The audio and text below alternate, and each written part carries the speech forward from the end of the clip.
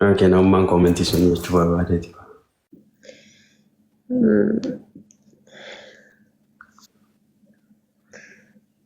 I'm a master one fee.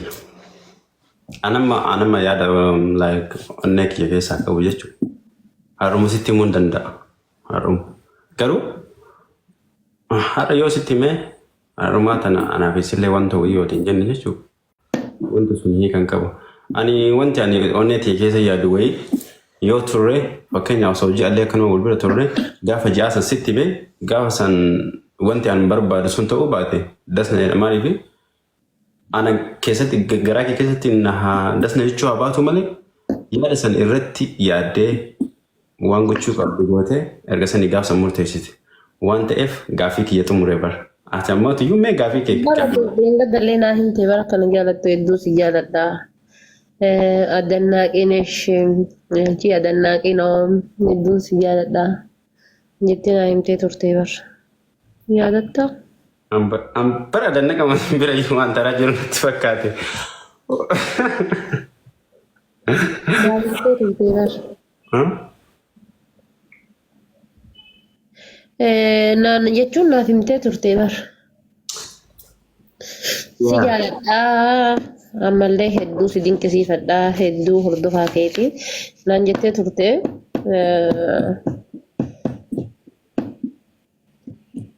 Anis na jaalachuu hanqitiif galatoomi siin jedha. Jaalalli tun hedduutu jira ni beektan jedhee yaada. Namni jaalala yoo jedhu namni tokko jaalala takkitti mabichatti beeka. Jaalalli ammoo hedduutu jira. Tan Oromummaallee jirti, tan namummaallee jirti, tan biyyummaallee jirti, tan amantiillee jirti. Jaalalli hedduutu jira, tan bultiillee jirti. Kanaaf jaalalli hedduutu jira akka kiyyatti. Ammoo namoonni tokko gatii yookaan asirraa si jaaladhattee allee si jaaladhadheef wal jaalatan jechuun malan akkas yookaan jaarsa jaartii jechuun malan. Jaalalli sun jaalalli hedduutu jira.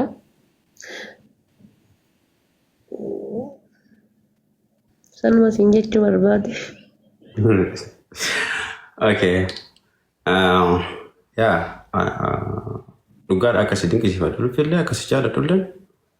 Yaa osoo sitti hin dura si jaaladha like jaalala namummaa jaalala osoo akkanatti walitti dhufnee walitti himuu sadin taane jechuun bakka miidiyaa marratti wayitee ishee argu wayitee qoosa kee argu wayitee ati sonnaan haasoitu wayitee ati mara wajjin iyyuu haasoitu bakka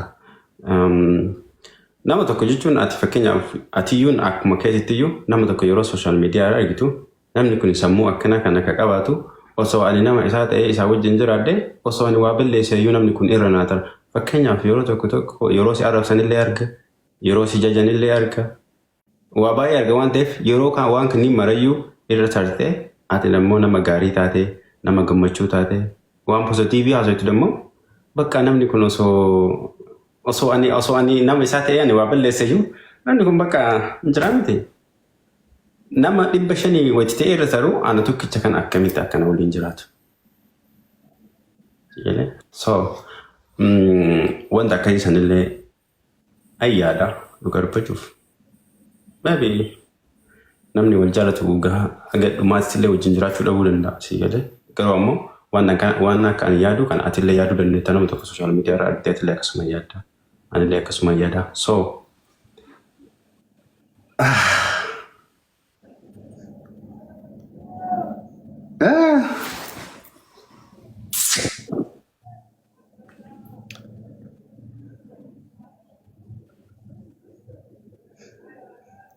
Sila maal gaafadhu naan jettan sila ati gaafiin gaafattu jetti maal gaafadha gaayis maal gaafadha waan gaafadhu dhabee baar maal gaafadha ati maal gaafiin gaafattu maa jedhite tuma kofaltaa dhabe maal gaafadha bee waan gaafadhu dhabee baar hin kolfine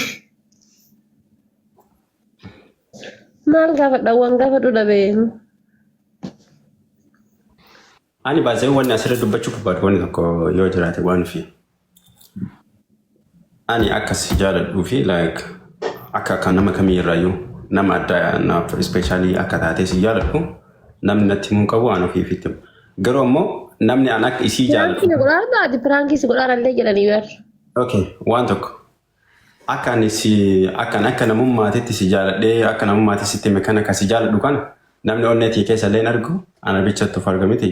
Ana gammaa jaalala biraas. Kanarraa baay'ee keessatti warri koomentiidha onni namaa ni arganni beektaa. Sobin. No, ani wanni waadaa si galu jechuun wanni waadaa ofiillee galee qarallee si duwwattillee ammallee waadaa galu jechuun. Tokkoffaa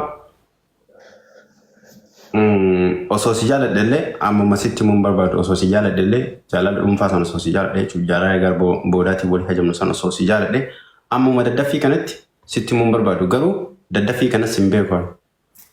Like dura si beeka akkuma waa'ee kee haasaa tursan jechuudha. Daddaffii kanas sitti mun hin barbaadu. Osoo daddaffii kanatti illee sitti malee deebii kee illee har'uma sirraa dhaguun barbaadu borullee sirraa dhaguun barbaadu ibsaan chaanullee sirraa dhaguun barbaadu.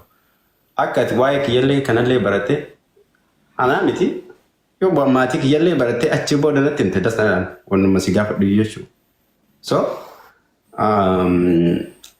namni akkanatti haadha na baratanii waan fi biratti na baratanii akkanumatti dasisin jedhee fooloo na gootan galatooma. Garuu ammoo ani waan fi wajjin waa'ee jaalalaa haasa'ee fi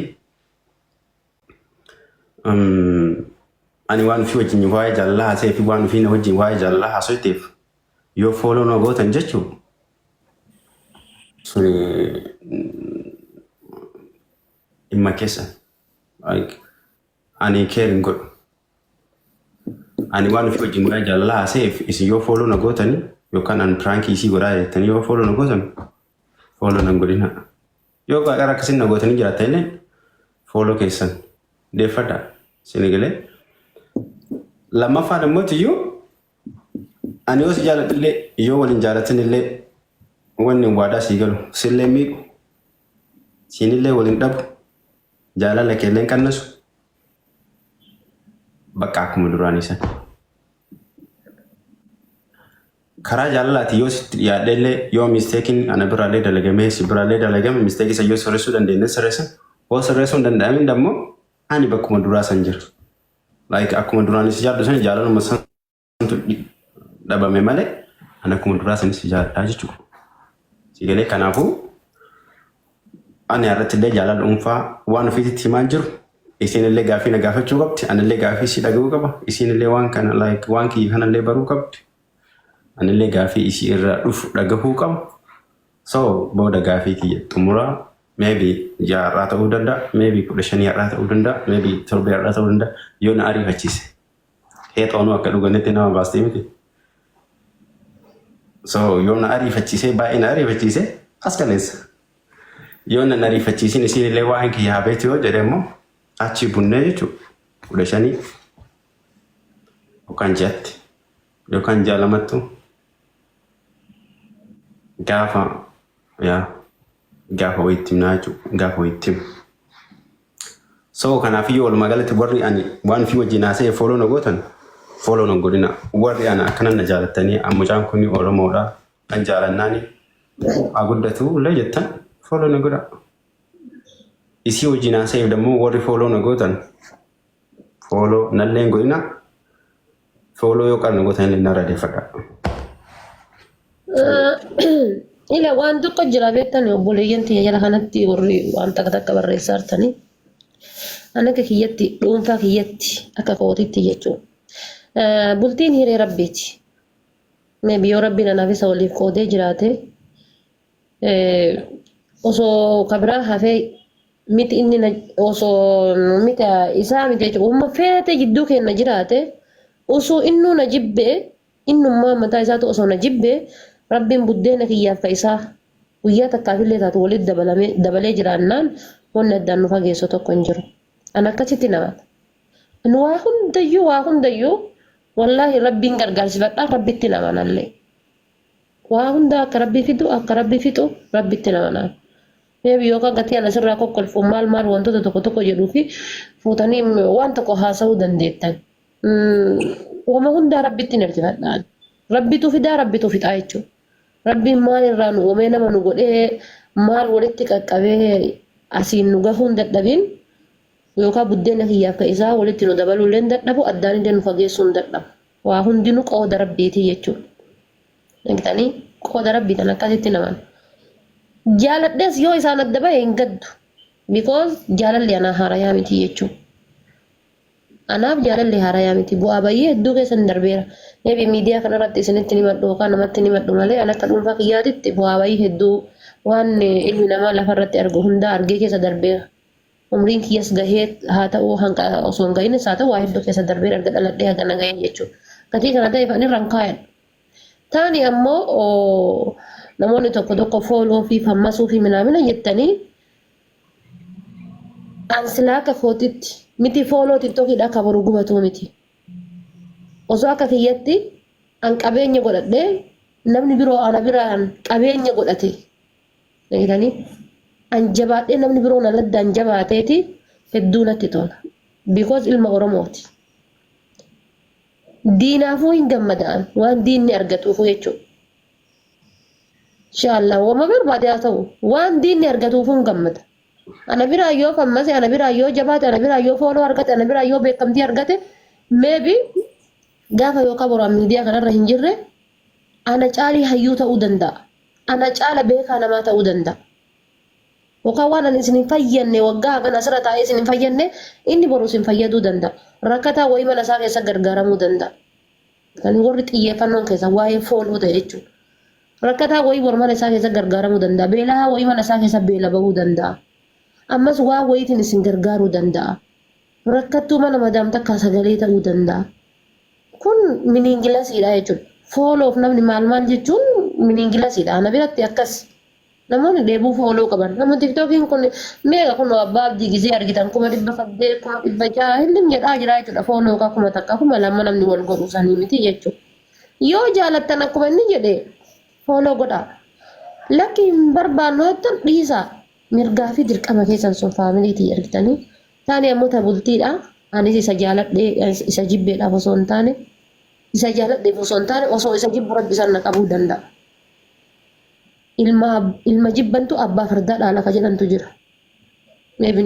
Ilmi tokko yoo argitan ganda keessatti osoo haadhaaf abbaan quban qabaatiin ilmi isaanii kan intala birootitti ulfeessee gaafa intalti sun ilma keessan inni ulfeesse jettee galte qumaantaa jedhanii osoo jibban gara biraa gara himatuun qabu ganduma san keessatti hafee abbaa ofii san dhaala.